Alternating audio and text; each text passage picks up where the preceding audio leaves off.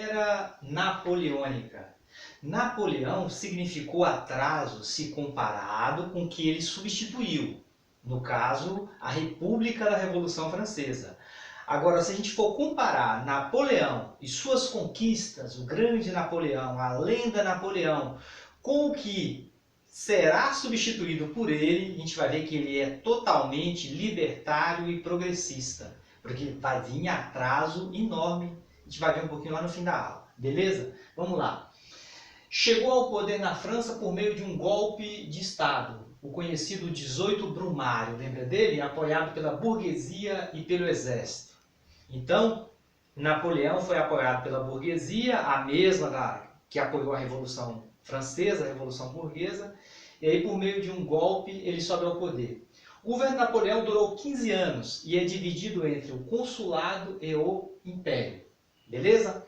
Então vamos lá, o consulado de Napoleão, de 1799 a 1804. Eram 3 cônsules, 3, mas na verdade quem mandava era o primeiro cônsul. E adivinha quem era o primeiro cônsul?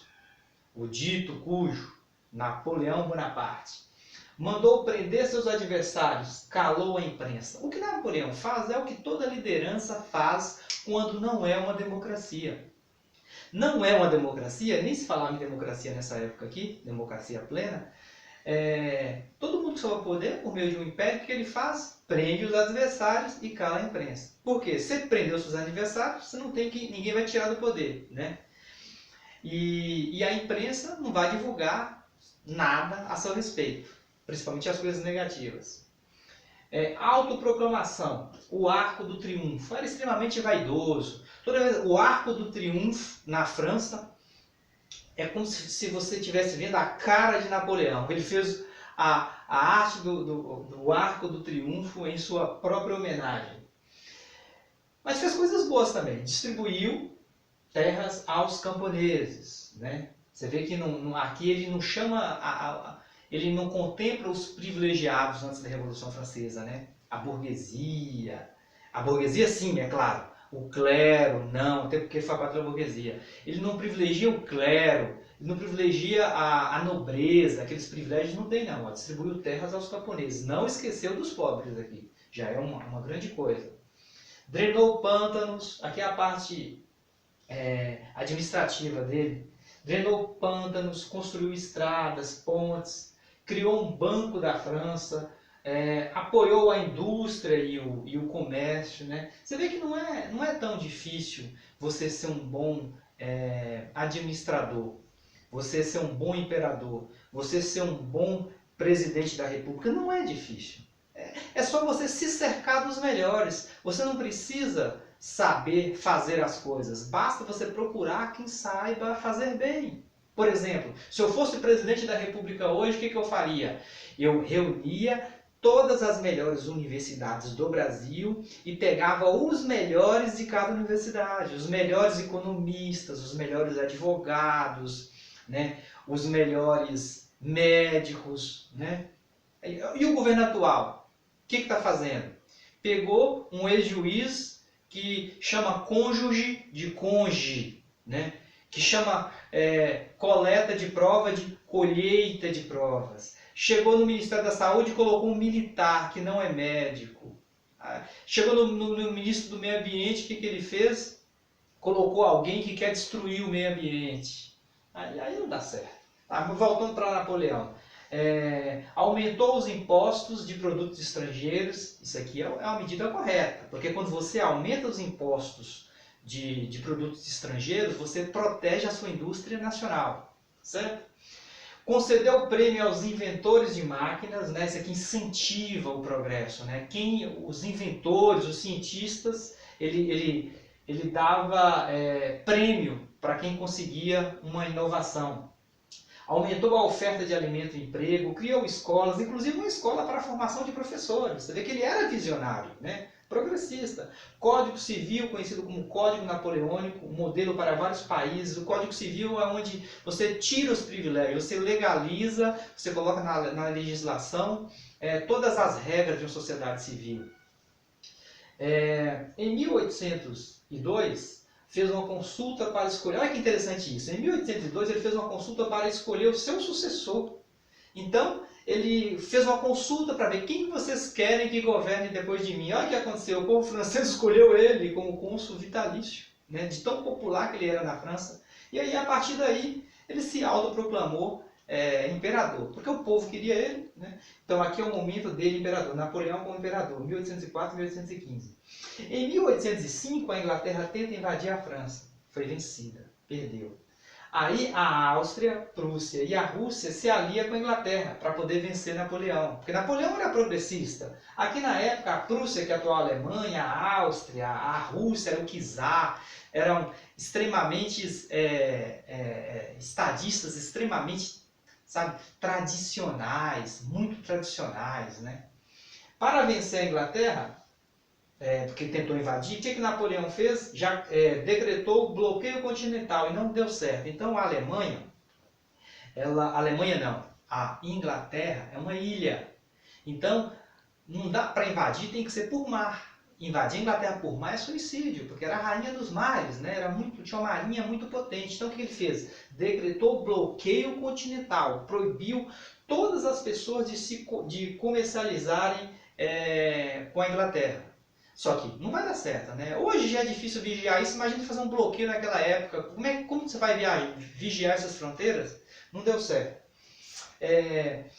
E isso vai gerar uma crise, inclusive dentro da própria França, porque muitos países vizinhos e até os franceses tinham a necessidade de comercializar. Aqui ele travou todo o comércio europeu, né? Não vai dar certo. Aí ele começa a cair a popularidade. Aí há uma reação ao militarismo napoleônico. Aqui Napoleão começa a perder espaço, inclusive entre os próprios franceses. Ao que eles vão acusar ele? Morte de muitos franceses? Beleza, mas sempre tinha guerra, morria mesmo. E fim dos ideais da Revolução Francesa. Então, aqueles ideais da Revolução Francesa que já tinham acabado, inclusive colocaram Napoleão para diminuir os ideais da República Francesa, agora estão acusando ele de colocar fim aos ideais da Revolução Francesa. Não tem sentido. Na verdade, aqui é a burguesia que não quer mais ele. É assim que a burguesia faz. A burguesia coloca no poder, depois quando ela não é mais interessante, ela tira e arruma qualquer argumento. A Rússia rompeu o bloqueio e começou a negociar com a Inglaterra, né? E aí Portugal fez o mesmo. Então isso aqui dá até para a gente dar um pulinho para a história do Brasil. Quando Portugal rompeu esse bloqueio e comercializou com a Inglaterra, o que fez Napoleão? Invadiu Portugal. E o que fez o rei português, Dom João VI? Fugiu para o Brasil. E aqui começa o nosso processo de independência. A gente era uma simples colônia. Quando João VI chega no Brasil, já chega com toda uma estrutura. E aqui o Brasil passa a ter importância no cenário mundial com o rei aqui no Brasil. Então Napoleão acabou nos favorecendo, né? E aí, como a Rússia rompeu o bloqueio, o que ele fez? Invadiu a Rússia, assim como invadiu Portugal. E aí é derrotado por causa do inverno rigoroso, né? E aí foi aqui que a gente fala que o Hitler, se ele soubesse de história, não teria invadido a Rússia no inverno, porque já tinha o exemplo de Napoleão. Napoleão invadiu a Rússia no inverno, não tem quem ganha dos russos no inverno, porque eles vão se afastando, colocando fogo na colheita, nos mantimentos, matando os animais, e as pessoas morrem de fome, congeladas, não tem outro jeito. E ele foi vencido, né?